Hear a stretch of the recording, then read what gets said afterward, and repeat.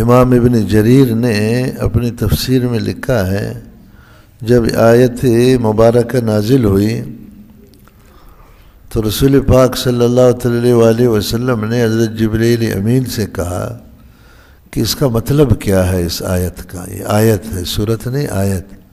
یہ جو ہے نا اس کا مطلب کیا ہے؟ جبرائیل علیہ السلام نے مطلب بتلا دیا جو اللہ تعالیٰ نے ان کو بتلایا تھا کہ جو تم پر زیادتی کرے، ظلم کرے، تمہیں غصہ دلائے، تمہیں تکلیف دے دے، اس کو تم معاف کرو. کیا کرو؟ غصہ مت کرو، مقابلہ مت کرو، بدلہ مت لے لو، بلکہ اس کو معاف کرو. اور دوسرا کام یہ کرو کہ جو آدمی تمہیں تمہارا حق نہ دے، تمہارے ساتھ رشتہ داری نہ کرے، ہمسائے گیری نہ کرے، جو اس کو کرنا تھا وہ نہ کرے، پھر بھی تم اس کا حق مت چھوڑو. یعنی تم اس کے ساتھ رشتہ داری کرو، تم اس کو بخشش کرو، تم اس کو عطیہ دے دو، تم اس پر احسان کرو. اس کی بخشش روکنے کی وجہ سے تم اپنی بخشش کو بند مت کرو اس سے. تیسری بات یہ ہے کہ اگر کوئی شخص تم سے قطع تعلق کرے، اس کو تم سے تعلق رکھنا چاہیے تھا کسی بھی وجہ سے، کہ تمہارے ساتھ اس کی رشتہ داری ہے، تمہارے ساتھ وہ استاذی شاگردی کا تعلق ہے، اس کا جو ہے نا ہمسائے گیری کا تعلق ہے، اس کا اہل علاقہ ہونے کا تعلق ہے، کسی بھی قسم کا، وہ اس کو توڑ دے تو تم اس کے ساتھ اپنا تعلق کو مت توڑو. یہ تفسیر حضرت جبرائیل امین علیہ السلام نے حضور کے سامنے پیش فرمائی. خذ العفو، تم معاف کرنے کو پکڑے رکھو، یعنی اس کو اپنی عادت بناؤ، اس کو جو ہے نا اپنے لیے لازم کرو. ایک دفعہ حضرت سفیان ثوری رحمۃ اللہ علیہ اور ابو خزیمہ بہت بڑے بزرگ ہیں رحمہ اللہ، اور حضرت فضیل بن عیاض رحمہم اللہ، یہ تین بزرگ ایک جگہ جمع ہو گئے. انہوں نے اس پر بحث مباحثہ کیا کہ اعمال میں، باطنی اعمال میں سب سے افضل عمل کون سا ہے، سب سے بہترین عمل کون سا ہے جس کو کیا جائے. دیکھو اہل دنیا جب جمع ہوتے ہیں تو وہ دنیا کی قیمتی چیزوں پر بات کرتے ہیں نا، کہ یار آج کے ماحول کے مطابق کون سا کاروبار زیادہ نفع بخش ہے کہ ہم اس کو کر لے. پھر ہر ایک اپنا تجربہ، اپنی رائے، جو چیز اس کو یہ سمجھ میں ہے وہ پیش کرتا ہے. تو ان بزرگوں نے چونکہ اللہ والے لوگ ہیں تو یہ تاجران آخرت ہے، تو ظاہراً یہ آخرت کے بارے میں بحث کریں گے. آخر سب کا اتفاق اس پر ہو گیا کہ غصہ کے وقت حلم، جب غصہ آ جائے اس وقت بردباری اختیار کرو. حضرت ابن عباس رضی اللہ عنہ فرماتے ہیں اسکت عند الغضب، چپ ہو جاؤ، جواب مت دے دو. بھائی ایک اگر ہے کہیں کسی نے آگ جلائی، آپ اس پر پانی نہیں ڈال سکتے ہو تو پٹرول تو مت ڈالو اس میں نا. وہ کہتے ہیں جلتی پر تیل چڑکنا. آپ غصہ کریں گے تو پھر یہی ہوگا نا، آپ چپ ہو جاؤ. سب سے ایک افضل عمل یہ ہے کہ غصہ کے وقت حلم اختیار کیا جائے، بردباری، حوصلہ، اپنے آپے سے باہر نہ ہو. اور دوسری چیز ہے طمع کے وقت صبر کرنا. یہ طمع بھی بہت بڑی بیماری ہے، یہ ایمان کی کمزوری ہے. طمع رکھنا کہ کوئی ہم کو مال دے دے گا، کوئی ہم کو عزت دے دے گا، کوئی ہم کو فلان چیز دے دے گا، کوئی فلان چیز. سارے مجھ جیسے مخلوق ہے وہ کیا دے سکتے ہیں؟ کون کسی کو کیا دے سکتا ہے؟ طمع کے وقت جب مخلوق سے طمع ہو تو اس وقت صبر کرنا. اہل اللہ کو نہیں دیکھتے ہو کتنا مستغنی ہوتے ہیں، حالانکہ وہ انتہائی فقیر ہوتے ہیں. یہ نہیں ہے وہ کوئی کاروبار کرتے نہیں ہے تو فقیر کیسے نہیں ہوں گے؟ ان کا تو کام اللہ اللہ ہے، اس کے علاوہ تو کوئی کام وہ نہیں کرتے، مگر کسی کو منہ نہیں لگاتے، بڑے صدر کو منہ نہیں لگاتے. ابو الحسن کرخی رحمۃ اللہ ابو الحسن کرخی ہے میرا خیال ہے، یا اصفہانی رحمہ اللہ ہے، 3 ابو الحسن ہیں، ایک ابو الحسن نوری رحمہ اللہ ہے، یہ تو طب تابعی ہے، ممکن ہے ابو الحسن نوری رحمہ اللہ ہو، میں تعین بھول رہا ہوں۔ فرمایا محمود غزنوی اس کے پاس گئے، سب سے بڑے فاتح اس دور کا، اور یہ بھی نیک آدمی تھے، کوئی عام آدمی نہیں تھے۔ وہ ان کے دربار میں پہنچے، جمعہ کا دن تھا، وہ جارو لگا رہے تھے بچے جو ہے نا مدرسے کے اندر، خانقاہ کے اندر۔ حضرت نے کسی طالب سے کہا کہ میرے سر کو ذرا ڈھونڈو، اس میں کوئی جوئیں موئیں تو نہیں، کئی دن ہو گئے ہیں اس کو دھویا نہیں ہو، کوئی جوئیں موئیں ہوں گے اس میں۔ تو سر نیچے تھا، وہ جو ہے نا طالب اس کو ڈھونڈ رہا تھا، اتنے میں محمود غزنوی داخل ہوا۔ یہ طالب نے کہا اللہ اکبر، وہ تو حیران ہو گیا کہ بھائی یہ اتنا بڑا بادشاہ جو ہے نا ہمارے پاس کیسے آ گیا۔ حضرت نے فرمایا کیا ہوا؟ کہا حضرت بادشاہ آ گیا۔ فرمایا میں نے سمجھا کوئی بڑا جوا ملا ہے تم کو، بادشاہ آ گیا تو کون سی قیامت قائم ہو گئی؟ سمجھے نہیں سمجھے؟ کہا تم اپنا کام کرو۔ وہ جو ہے نا کام کرتا رہا، بادشاہ وہ جارو ہو رہا تھا، بادشاہ کے کپڑے وپڑے سارے جو ہے نا غبار آلود ہو گئے۔ حضرت کے قریب آ گیا، سلام کیا، ملاقات ہو گئی۔ تھوڑی دیر کے بعد حضرت کو اس نے ہدیہ پیش کر دیا۔ اس زمانے میں سونے کے پیسے ہوتے تھے، جانا اشرفی جن کو کہتے تھے۔ حضرت نے فرمایا مجھے اس کی ضرورت نہیں ہے۔ کہا جو ہے نا حضرت اس کو جو ہے نا میرا دل چاہتا ہے آپ لے لو۔ حضرت نے بچے سے کہا کہ وہ رات کی جو روٹی پڑی ہوئی ہے بادشاہ صاحب کو ناشتے کے طور پر لا کر دے دے۔ تو وہ خشک روٹیاں تھیں، وہ جب لایا تو بادشاہ اس کو توڑ نہ سکے، بادشاہ نے تھوڑی ایسی خشک روٹیاں کھائی تھی، بڑی مشکل سے تھوڑی سی کھائی، پانی منگوایا۔ پھر جو ہے نا کہا دیکھو محمود صاحب جیسی یہ روٹی تمہارے گلے سے نیچے آسانی سے نہیں اترتی ہے نا، یہ تمہارے پیسے بھی میرے گلے سے نیچے نہیں اتریں گے۔ انہوں نے کہا کہ حضرت آپ یہ کرو کہ کسی اور کو دے دو، آپ صدقہ کرو۔ فرمایا اگر اللہ تعالیٰ مجھے اس کا اہل جانتے کہ میں صدقہ کروں تو مجھے سیدھا سیدھا دیتے، پھر تم کو واسطہ کیوں بناتے؟ تم کو دیا ہوا ہے تو تم خود جا کر اپنا مصیبت میرے سر پر کیوں ڈالتے ہو؟ خود جا کر یہ کام کرو۔ خیر اس کے بعد حضرت نے پوچھا کہ آپ کیسے تشریف لائے؟ کہا حضرت یہ سومناتھ کی جو لڑائی ہے ہندوؤں کے ساتھ اس نے بالکل عاجز کر دیا ہے، شکست پر شکست، شکست پر شکست، حیران ہے کیا کریں، پورے ہندوستان کو فتح کیا، اب اس جگہ میں ہم پھنسے ہوئے ہیں۔ حضرت نے طالب سے کہا کہ وہ میرا جبہ اندر سے لے آؤ۔ جبہ لے آیا، محمود غزنوی کو حوالے کیا۔ فرمایا جب خطرہ ہو کہ اب تمہیں شکست ہو جائے گی تو وضو کر کے مسلح بچھا کر میرے اس جبے کو پہن کر کے 2 رکعت نماز پڑھو، اس کے بعد اس جبے کو پکڑو، کہو یا اللہ تعالیٰ اگر اس جبے والے کی قدر تمہارے نزدیک ہے تو مجھے فتح دے دو۔ سمجھے نہیں؟ اس جبے والے کی عزت اگر تمہارے نزدیک ہے تو مجھے فتح دے دو۔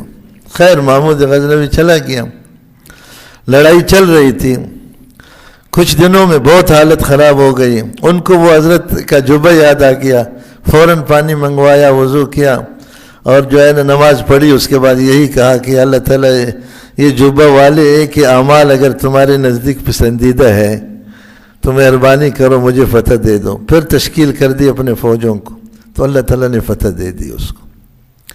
فتح دینے کے بعد خوشی میں حضرت کی خدمت میں حاضر ہوا، کہا جو ہے نا یہ ابو الحسن خرقانی ہے، کیونکہ ابو الحسن نوری میں نے عرض کیا تھا یہ جو ہے نا تبع تابعین میں سے ہے، محمود غزنوی بہت پیچھے کے آدمی ہیں۔ تو اس نے محمود جا کر کہا حضرت اللہ تعالیٰ نے فتح دے دی۔ فرمایا تم نے کیا کہا تھا؟ کہتا میں نے کہا تھا کہ اللہ تعالیٰ اگر اس جبے والے کی آپ کی یہاں قدر ہے تو آپ مجھے سومناتھ پر فتح دے دو۔ فرمایا اگر تم اس وقت کہتے کہ ساری دنیا پر فتح دے دو تو اللہ ساری دنیا پر تمہیں فاتح بنا دیتے۔ کیا کرتے ہیں؟ ظاہر ہے جس کو بڑی چیز ملتی ہے تو چھوٹی چیزوں کی طرف اس کی نگاہ نہیں ہوتی نا. یار جس کے پاس ہے سونے کا کان ہو وہ پاپڑ والی دکان کو دیکھے گا کہ اس میں کتنے پیسوں کے پاپڑ رکھے ہوئے. وہ ٹماٹر کی ریڑھی کو دیکھے گا کہ کتنے کلو ٹماٹر اس میں ہے. سمجھے نہیں سمجھے؟ وہ تو کہے گا یار میرے پاس اتنا بڑا خزانہ ہے. رومی صاحب نے اس کی عجیب مثال بیان فرمائی ہے. فرمایا کہ جو ہے نا لومڑی ایک دفعہ جنگل میں باہر نکلا اور سب جانوروں کو چیلنج کرنا شروع کیا کہ حل میں مبارز ہے کوئی ہمارے مقابلے میں نکلنے والا. آؤ نر کا بچہ شیر کو، چیتے کو، بیڑیے کو، سب کو چیلنج کر رہا ہے. اتفاقاً جو ہے نا چلتے ہوئے وہ چیتا اس کے آواز کو سنا، وہ قریب آیا، حیران ہو گیا اس کو کیا ہوا ہے بھائی. اس نے سوچا کوئی نشہ مشق آیا، آج کل ویسے چرچ بہت چلتا ہے، کسی نے سوٹ لگایا اس کو، کسی نے کوئی ہیروئن دے دیا، پتہ نہیں کیا ہو گیا، یا ویسے دماغ خراب ہو گیا اس کا. دوسرے جانوروں سے پوچھا بھائی اس صوفی کو کیا ہو گیا؟ سمجھے نہیں سمجھے؟ یہ آج آ گیا ہے ہم کو چیلنج کر رہا ہے، وہ ہمارے سایہ سے اس کا وضو ٹوٹ جاتا ہے.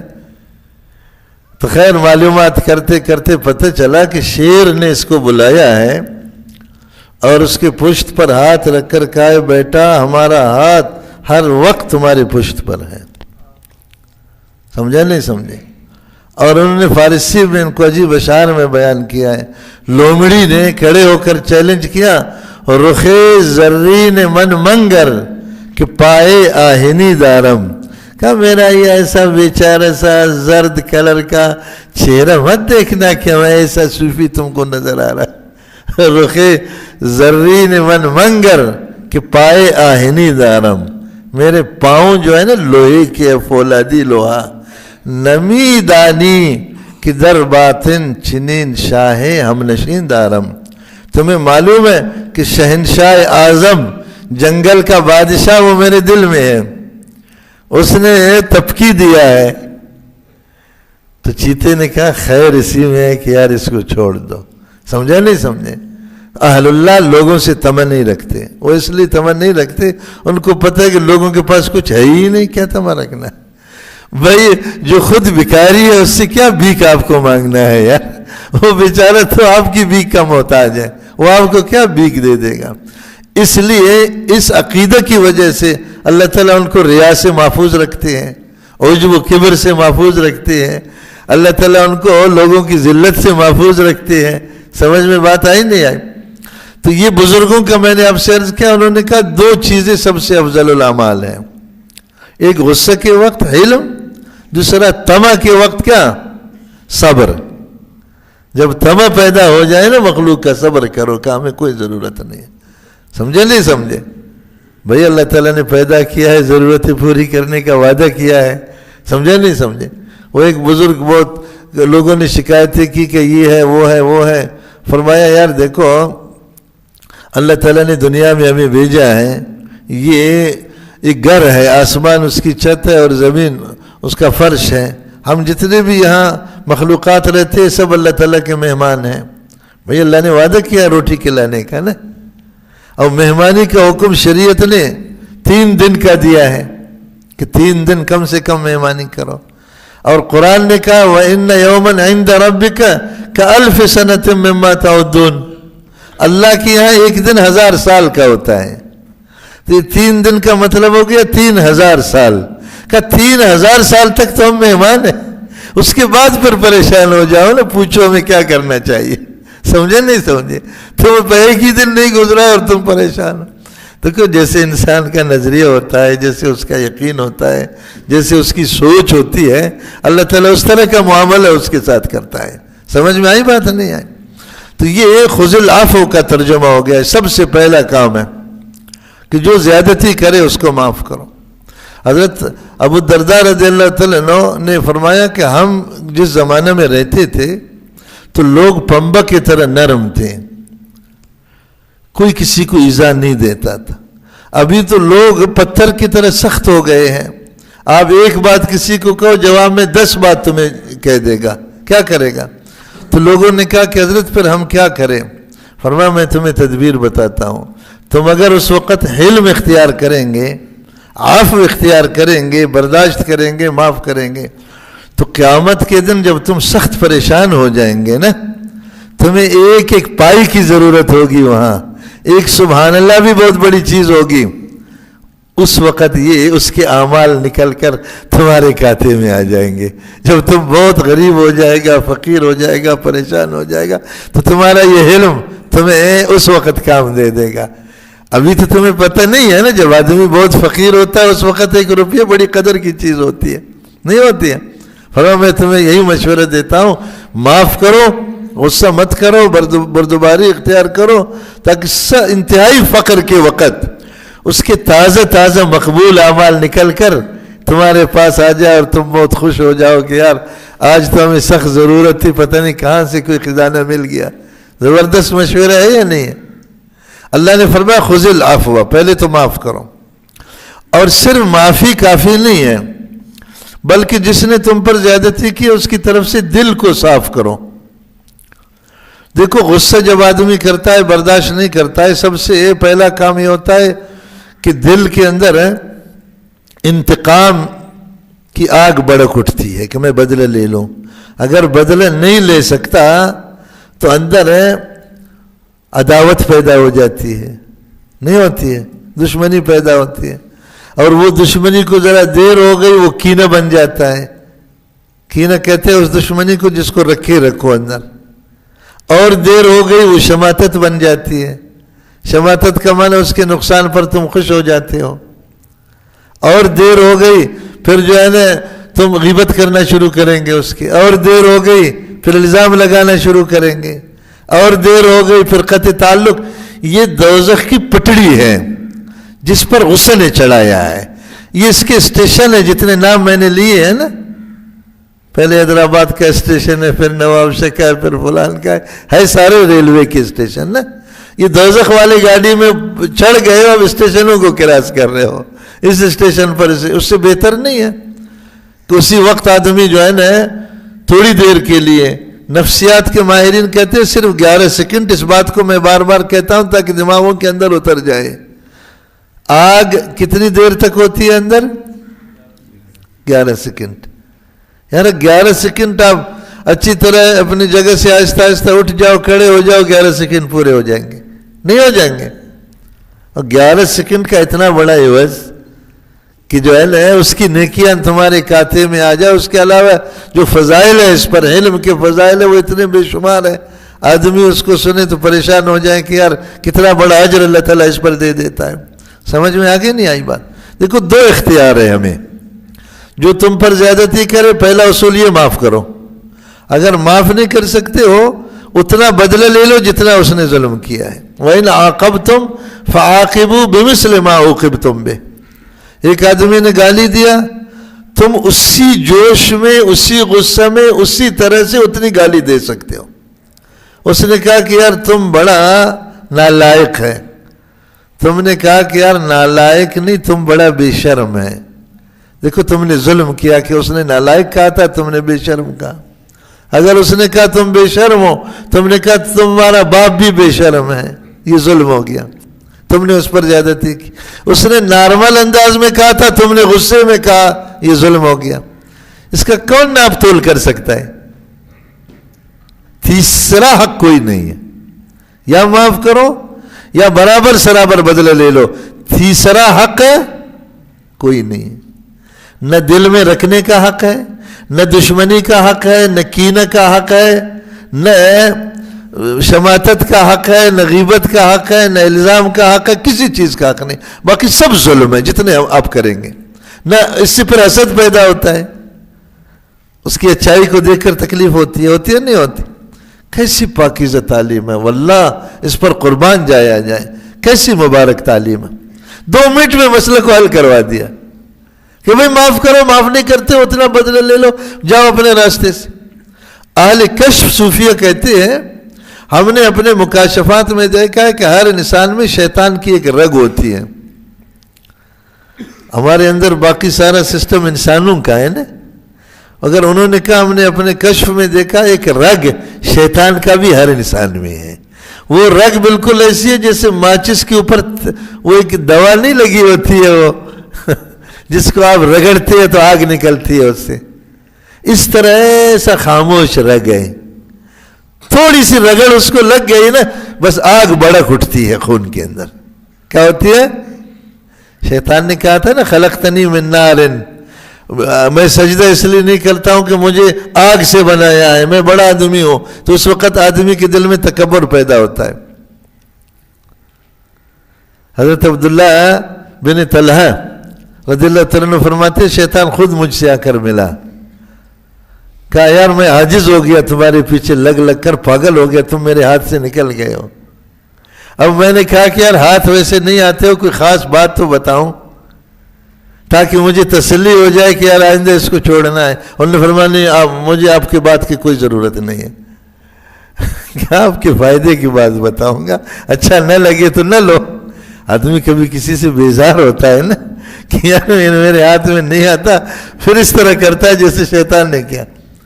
کیا بات ہے؟ کہا دیکھو, ایک غصہ کے وقت مجھے مت بھولنا, دوسرا طمع کے وقت مجھے مت بھولنا.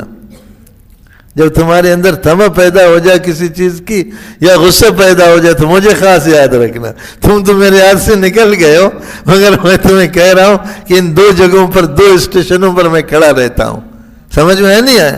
تو قرآن نے آگے کیا کہا؟ وَأَمْرُ بِالْعُرْفِ, صرف معافی کافی نہیں ہے, اس کو امر بالمعروف کرو. خیر خواہی ہے نا یار, کسی کو نیکی کا حکم کرنا, گناہوں سے روکنا, یہ ہمدردی میں ہوتا ہے نا, دشمنی میں تو نہیں ہوتا. اس کے ساتھ احسان کرو, امر بالمعروف کرو, نہی عن المنکر کرو, اچھی باتیں بتاؤ, بری باتوں سے روکو. اب سوال ہو گیا کہ اللہ تعالیٰ کئی ایسے خردماغ لوگ ہوتے ہیں, ہم جتنا ان کے ساتھ اچھائی کرے وہ اتنا الٹا ہوتے ہیں. چوبا سفل گوئی بلطف و خوشی, فضون گردد پتہ نہیں کیا آگے شعر ہے, یاد ہے کسی کو؟ یہ فارسی بھی ہماری طرف فارسی ہے. خلاصہ اس شعر کا یہ کہ اگر ہے نرمی سے بات کرو وہ اور تمہارے سر پر چڑھتا ہے. کیا ہوتا ہے؟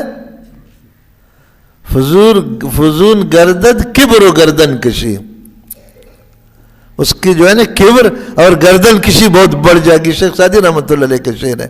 پھر کیا کرے؟ دیکھو قرآن نے اس کا بھی علاج بتایا. کہا جب تم اس کے ساتھ احسان کر رہے ہو, نصیحت کر رہے ہو, ہمدردی کر رہے ہو, وہ تمہارے سر چڑھ رہا ہے, وَأَعْرِضْ عَنِ الْجَاهِلِينَ, پتلی گلی سے نکل جاؤ. وَأَعْرِضْ عَنِ الْجَاهِلِينَ, پھر بھی مقابلہ مت کرو, تصادم مت کرو, جھگڑوں میں مت پڑو. شیطان کے 5 بیٹے ہیں, تفسیروں میں لکھا ہے. ایک بیٹا ہے اس کا کام صرف مارکیٹ میں گھومنا ہے. یہ جو مارکیٹ نہیں, دکانیں جیسے گاہک گھومتے ہیں نا, وہ شیطان اپنے انڈے بچوں کے ساتھ گھومتا ہے. اس کا ایک کام ہے لوگوں کو لڑانا, جھگڑا کروانا. آپ نہیں دیکھتے معمولی چیزوں پر کتنے بڑے بڑے جھگڑے کھڑے ہو جاتے ہیں. جدھر بھی جاؤ لوگ جمع کا کیا ہوا, کہا لڑائی ہو رہی ہے. میرا خیال زنبور اس کا نام ہے اس خبیث کا. وہ جو یہ مفسرین نے لکھا ہے, بزرگوں نے لکھا ہے, کئی چیزیں تو حدیث سے لیا ہے, کئی چیزیں انہوں نے اپنے مکاشفات میں دیکھا ہے. سمجھ میں آئی نہیں آئی؟ تو یہ دین کا بہت بڑا حصہ ہے. جب بھی غصہ آ جائے تو سمجھو کہ وہ ماچس کی تیلی میں نے لگا دیا ہے, اب آگ بڑک اٹھی. اسی لیے تو حدیث میں پانی پیو. حضرت فاروق اعظم رضی اللہ عنہ کے حالات میں اپنی ناک میں بھی پانی دیتے تھے جب غصہ آتا تھا ان کو. فرماتے تھے وہ آگ ذرا ٹھنڈی ہو جائے, اندر کی جو آگ ہے. یہ تو حدیث میں بھی ہے, پانی پیو.